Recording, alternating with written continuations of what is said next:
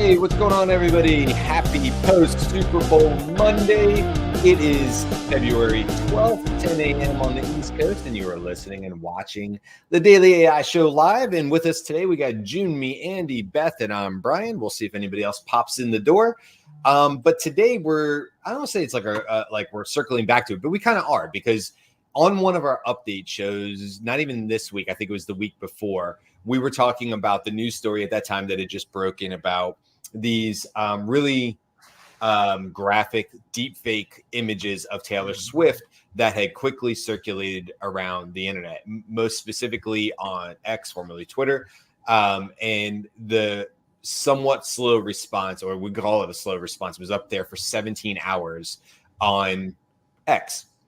And then there was some, we can get into what happened after that and everything else. But we talked about it on the news show, on our regular Wednesday show. But even as we were talking about it, we're like, this is not okay to just give it 5 minutes in between a bunch of other news stories. And so we all kind of collectively agreed at that time, hey, we're going to come back to this. So that's what today's show is about.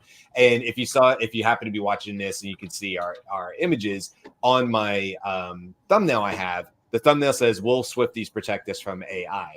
And so I think there's a really interesting conversation to be ahead here, not only about what happened so that we can all get on the same page, but then also, what was the immediate response by a social network like X? What should be done in the future? What is Section 230 and how is that defined for the last 30 years? What the internet can and can't do and how that has an image, and what does that mean for AI? There's a lot to unpack here. But since Taylor Swift is the latest, most public case of this, not to say that by far is she the only person that is dealing with this, but she's the most public of recent note. We wanted to have a conversation about that. So there's the opening to it. Is there anybody that wants to sort of like jump into this first? That feels like, yeah, let me, or can somebody just lay the groundwork here of what happened? We can go from there maybe. Sure. I can. Oh, go ahead, Jimmy. Go ahead, Andy. It's fine. Well, I'll just do a short thing, which is, the whole question of deep fakes and their use in deceptive communications, misrepresenting, especially in the context of political things, is something that is going to be regulated.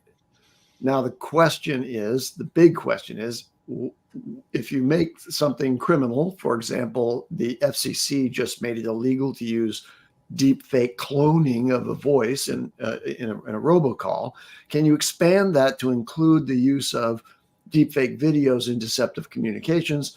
There's a number of things underway legally to try to put regulations in place that can criminalize the deceptive practices.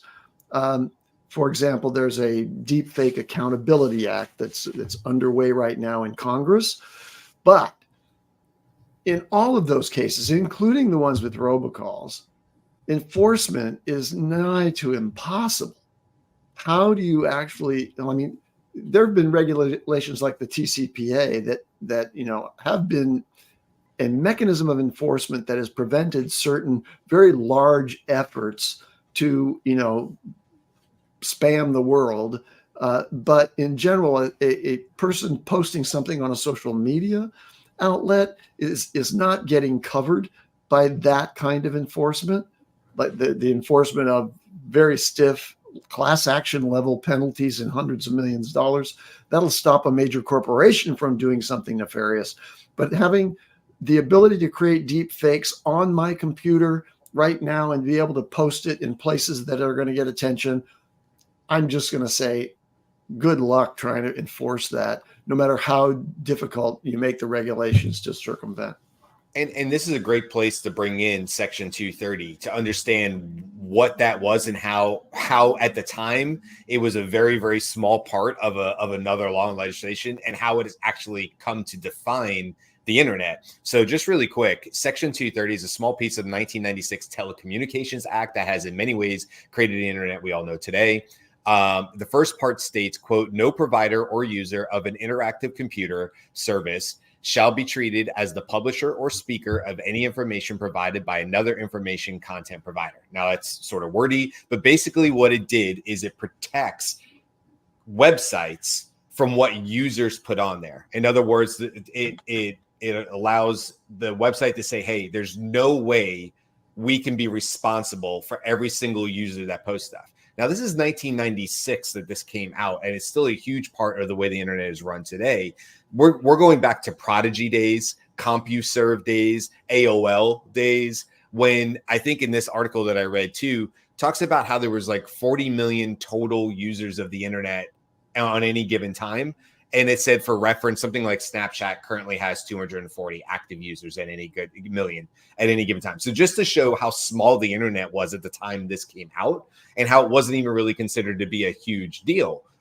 But now, if we take this all the way today, Twitter's, Facebook's, whatever, they're protected under law from saying, hey, we had nefarious users or whatever put these deepfake images out there, and we're not responsible for what our users are posting, which, back to your point, Andy, well, does make it very hard if any user anywhere can do it and they're not raising their hands and say, hey, it was me. So like, how do you handle this? And I think, you know, I don't know, Beth, if you want to jump in here or give your opinions, but like, how do we, if that's the case, and that's the law of the land that's going to stay, and there's some real questions right now about whether Section 230 applies to AI or not, but we can hold there for a second. But if that's not the case, if we can't stop the user, and I agree, how would you police that? Then what do we need to do from the side of sites like X, Facebook, all the subsidiaries of Meta, yada, yada, yada, to hold them accountable to not leave images like this up of Taylor Swift or anybody. I don't care if they're famous or not, it doesn't matter, for 17 hours, where it was shared on average 45 million times. And these weren't just, you know, bad images. These were also like violent images, from what I understand, that depicted things in the NFL and you know, images of blood and da-da-da. Like, these were serious. I mean, I haven't seen them obviously, but these are serious images from what I understand. You know, what can we do? And do you think, Beth, from that side of things, or whatever your opinions? Well, I think that what needs to be taken into consideration, and I'm not sure this points us to what we can do, but understanding that is part of social media's business model. Social media makes money by eyeballs coming to their platform and engaging in long periods of time, right? And so Twitter, had both an incentive to encourage this and no accountability to take it off, right? The reason that they took it off is because Swifties are a powerful force. And that's amazing. And yay to all the Swifties I love. But also that's a huge use case, but a small use case, right? Like, everybody doesn't have a Swiftie nation to be able to protect them. Yeah. So I think it's a larger question. And honestly, I think it's a little bit more of a media literacy thing. But with salacious images, it is that sort of taps into another part, right? So when we're talking about deep fakes in terms of politics or that kind of thing, then you're looking at like, okay, so how do we, what is the who benefits from this being posted, who, right? Like, verifying whether it's real or not. I don't think there was an assumption that these were real. They were just awful. And Twitter doesn't, I mean, Elon is kind of into the fact that X can go awful sometimes, but also they don't have an incentive for that. Okay, but here's the thing, and this is what my question to you guys. I don't have the answers, by the way. I'm not coming into this with answers. It's an interesting conversation to have and very serious. But collectively, as a nation, we have agreed that there's no situation where child pornography is acceptable across the board. It is a federal crime to do that. And we don't, like, there's built-in filters and things like this for child pornography so that child pornography doesn't get shared 45 million times and doesn't get taken down for 17 hours. That's a serious offense. And if I'm not mistaken, that's not protected by Twitter could definitely get in serious trouble for something like that. So if we have the ability to set up internal filters and things like that, why isn't there technology, basically AI technology, to protect us from AI deepfakes? In other words, how come it doesn't have to go through a filter where if these things are shown proliferating across X, across the platform, or any platform for that matter, that there's not an immediate like stopgap that comes in there? Because their answer was to simply restrict the ability to search the name Taylor Swift. But if you put it in quotes, it came up anyway. So it was a very like haphazard kind of like, this is the best we can do. And my answer is this the best we can do? And what about for all the women or men or whatever who aren't Taylor Swift, who don't have a nation of Swifties behind them to try to flood the gates? Because one of the initial things they did was flood the social media network with positive images of Taylor Swift, which is a known way of counterattacking this. But come on, how is there not technology? Is there no, is it to your point, Beth? Is there no real desire to do this because it restricts the eyeballs?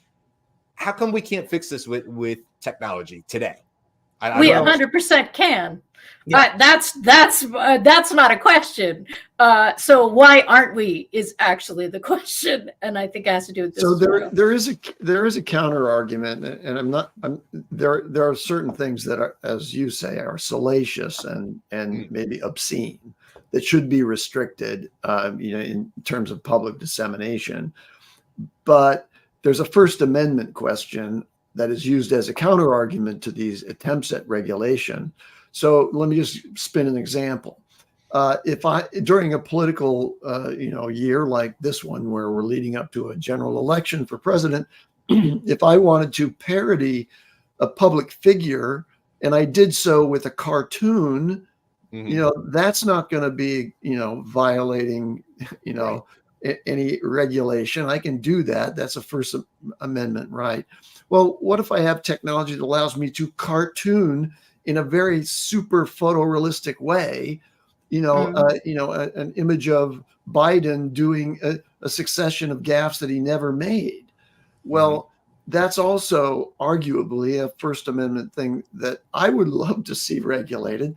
And the Deepfake Accountability Act and some regulations that have been implemented by New York and California are attempting to prevent this by requiring that anything that is in the political domain during an election year, for example, has to label clearly whether there's been any alteration of the images of the political candidates, and then imposes fines and potential jail time if you're caught doing that.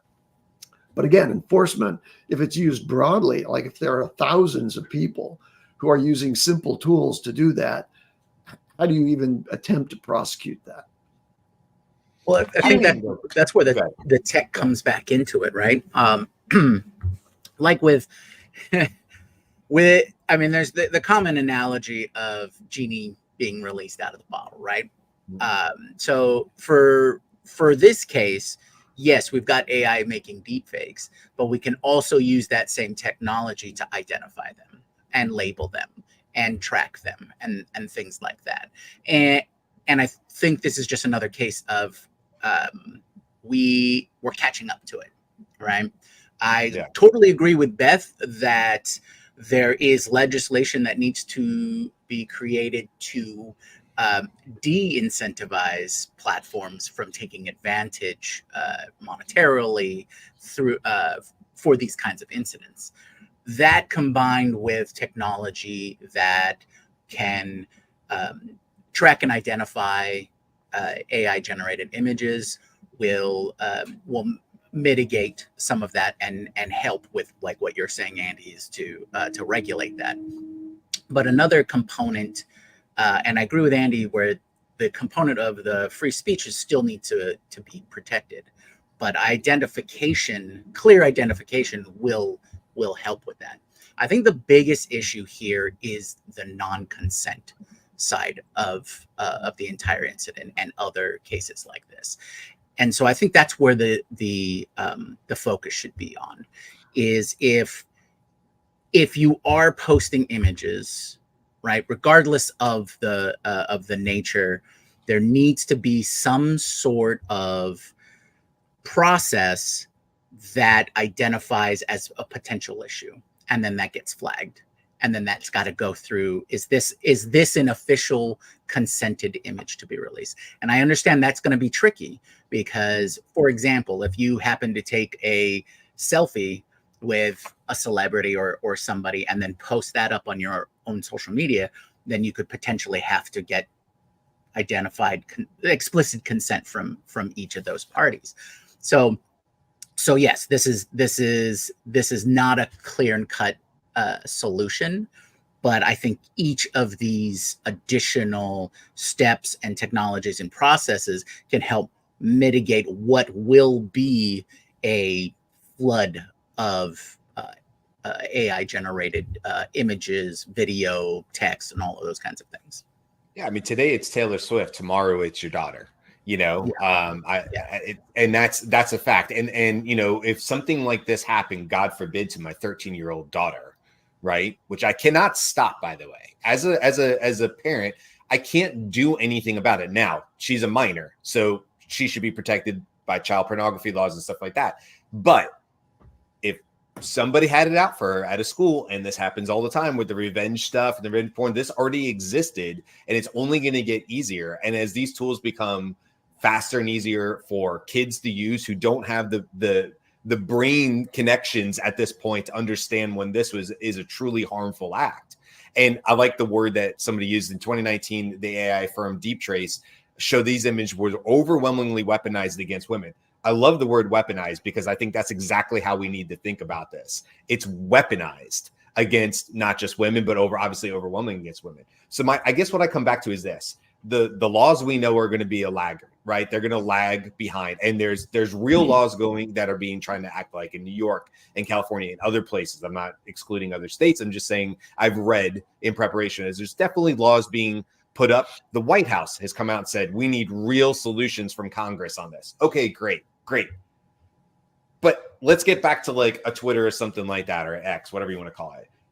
How hard is it if this pops up that there is not some one singular form that says, hey, there is an identified image of me. It is not okay. And I want to put a hard stop on it.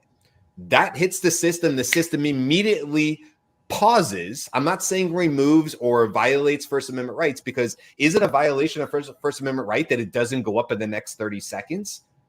I would think they're perfectly within their laws and everything else for Twitter or X to say, we put a mandatory pause in this. Or like yesterday with the Super Bowl, when there was a guy running on the field without his shirt on, they no longer cut to that. Would that have been great for CBS as far as a viewership bump for somebody see a silly drunk dude running around the street trying to be they're trying to tackle the dude in the middle of the field? That's actually good for TV, but they never cut the cameras to it. So if CBS can do that, and that falls within FCC, why can't we have like a centralized form?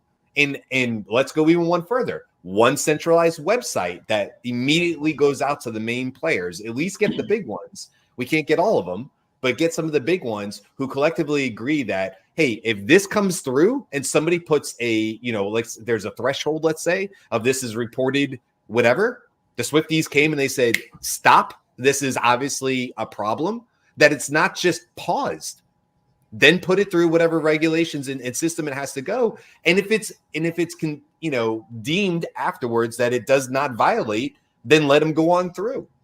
But why wait? I hear you in this. Like your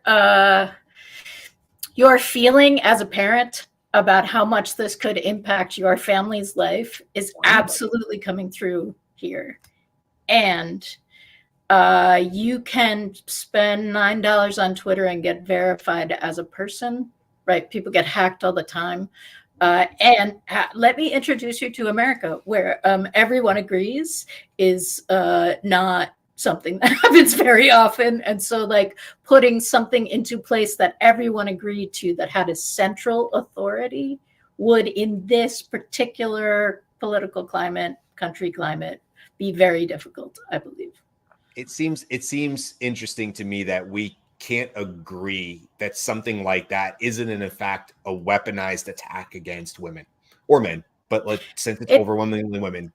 It absolutely is. And let me just say one more thing. Sorry, Andy. What we are talking about is punishment, not prevention. none of what we're talking about. I mean, what you're asking for, Brian, is a preventative measure, or at least an early intervention measure. But earlier the than it is laws now. that are happening are punishment. This is not something that those kinds of situations are looking to prevent.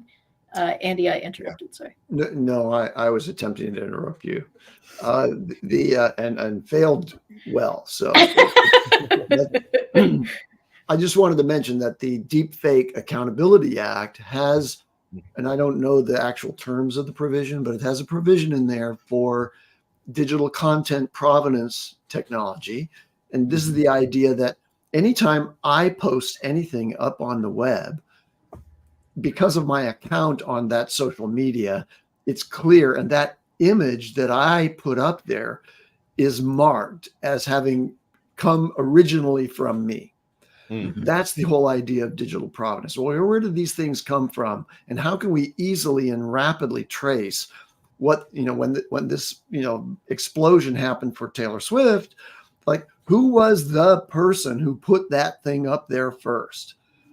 And there are probably ways that this got copied from 4chan or other sites that don't have digital provenance. But the Deepfakes Accountability Act may require that many of these things start to identify the original source of any such piece of digital content. There's also a provision to establish an information sharing program to help prevent the malicious spread of something. So when it starts to kind of go wild and viral, there's an information network. Again, I'm not sure how technologically this can happen, but it's jumping from X to Y and several other websites out there. But there's this agreed upon collaboration among all the social media companies, presumably, if this is put into law, that they would share information about something that looks to be suspicious and is catching fire. Mm. Yeah, I think it comes down to is incentivizing, in this case, X, incentivizing these companies to take the steps that they need to, right? And like you said, Beth, right now it's punishment, right? I'm assuming the legislation going towards the punishment angle is to incentivize the companies to come up with their own solutions. Is that enough? I think that's another big question. I don't think that's enough. Are we walking a tightrope here? Yes, but something must be done, right? And so I think we've identified possible pathways, things that are being done, technologies that could be developed. I really like the digital provenance angle there. I think that'll be a huge piece of the larger puzzle as we catch up to handling incidents like these. I was just looking too at the Deepfake Accountability Act because I wasn't as familiar about when it came up. Perplexity said 2023, but that's incorrect because I'm looking at the Congress.gov site, and it was introduced by Representative Yvette Clarke, Democrat out of New York, on 4/8/21. And this is not the first round that they tried to push it through. The 2023 version has been updated. Yeah, correct. Yeah. And it would have to be, right? Like that's the crazy thing. Like, okay, 4/8/21. So we're looking at roughly 3 years ago, a little less shy of 3 years ago. And the reality is we have a show here talking about these conversations because 3 years is entirely too long when it comes to AI and the speed at which it moves. And so AI is moving so fast that even under, like, if it was a normal situation, we would have lagging laws to it. But the fact of the matter is we're not even close. By the time that they can get, and to your point, Beth, obviously getting agreement is a whole other issue in our political climate right now on the Democrats, Republicans. But I have to believe whether Democrat, Republican, or whatever, at least in the United States, this is something that I feel like the nation should be able to collectively. This is not gun law. This is not other things that are politically motivated. And I'm all for, consensual representation of it and nudity in certain cases or whatever. I'm not prude in that way, and there's reasons that should exist and how it exists. But when it comes to stuff like this, where it is in fact weaponized and the full intent is to fully harm somebody like a Taylor Swift or a non-famous person, a non-billionaire, right? But this is a billionaire. She just recently became a billionaire. So a large figure in our public eye. It seems crazy to me that we can't come together and put some stopgaps in place that say, you know what, AI is moving so fast that we need more time to dig into this and figure it out. In the meantime, this is what we're going to do about it. I have a hard time with it. I really do, because this is, upsetting. I'm sure it was upsetting to Taylor Swift and her family and stuff. Now, she has not publicly, to my knowledge, this is that we're recording this the morning after the Super Bowl. To my knowledge, she did not comment on this. And honestly, I don't blame her. Why add air to the fire on this particular one? I don't know that I would, if it was me, I don't know, I would publicly comment on it either. I don't know. I don't know where to go with this other than to say it's extremely disappointing as a citizen to see stuff like this happen and to see something like 17 hours. Because I can only go back and say, but if it was my family member, if it was my daughter, if it was me, if it was like, when I had maybe aspirations for running for office one day and somebody wanted to nip that in the bud real quick and, paint me out to be some, sexually deviant, low life, whatever, like how easy is that for somebody to decide to do that? It's incredibly easy for somebody to decide to do. And the answer and the power we take into our own hands is to embrace media literacy, right? And do as much as you can to question why an image was made, who benefits from this, who benefits from this being created, who benefits from it being published, how is it being spread, right? Who benefits from the spread of it? And as a parent of like middle schoolers and teenagers, that's a conversation you really want to be having with your kids, not in a punitive way, right? It is an open conversation. Guaranteed, if high school is anything like it was when I was in high school, they're going to teach you some stuff. But it is important to understand with that critical kind of thinking, because this may be something that happens. This may be something that happens to just about everyone we know in the next 20 years, right? Like it is so easy. So we need to be in a place where we can engage in conversation and have some critical thinking about it. Finland has media literacy as a part of their education, their national education standards. It starts literally in preschool or whatever their first thing, and it goes all the way up.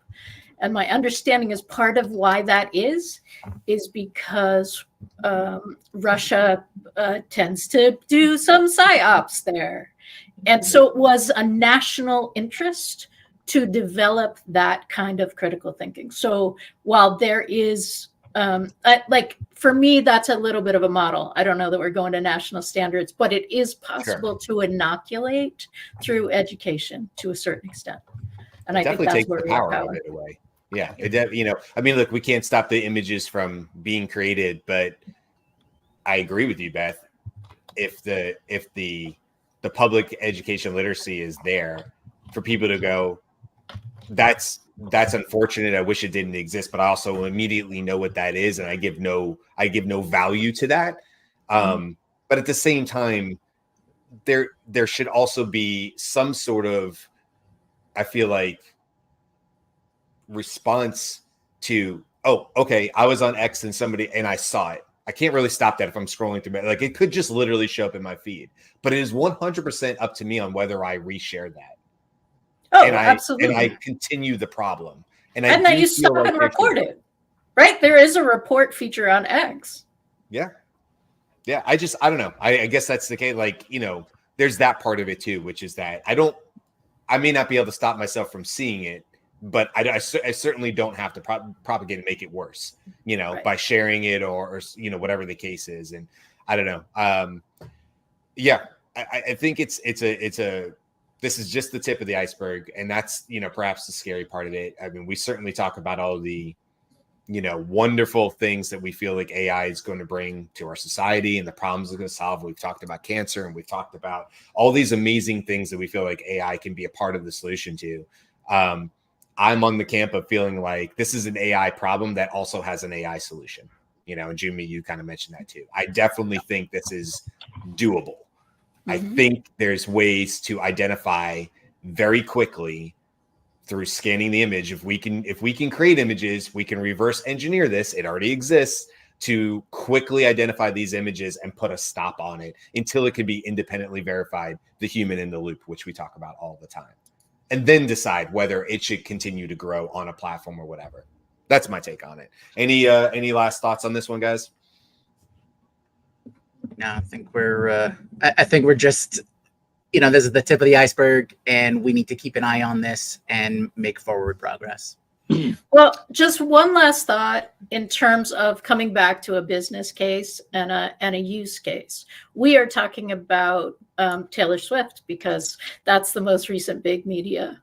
But there is I think there is a need to talk about this, not just with your family and not just with your community, but also with your team, with your business team. Have some things in place where this conversation has been opened and started, because the damage that's being weaponized against women is targeting a particular thing. But we all know that that a little weaponization in terms of competition, a little weaponization, the lighter side of weaponization, can make some real differences in terms of how a business is perceived.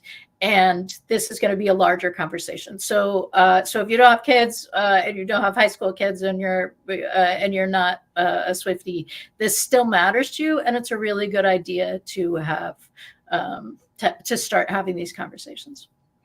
My takeaway would be 2024 is going to be very meaningful in this area of concern because of the presidential election in the United States.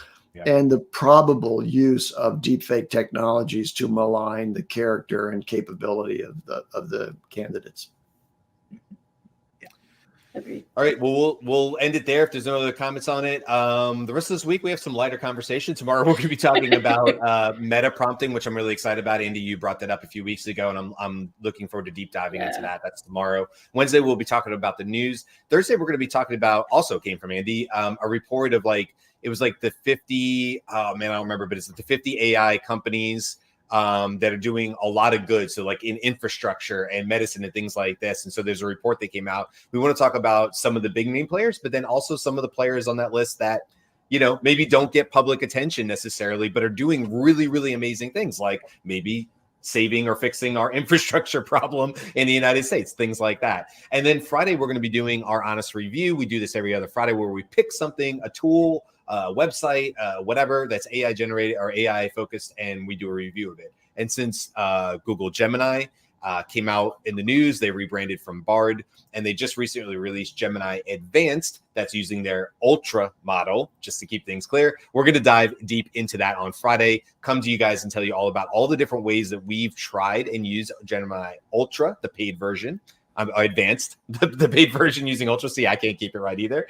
And then we'll give you our honest review about it. Hey, this is what we think. This is where it maybe is a little bit of better than GPT-4. This is where it maybe isn't. Maybe we have to rethink the way we're using this particular tool.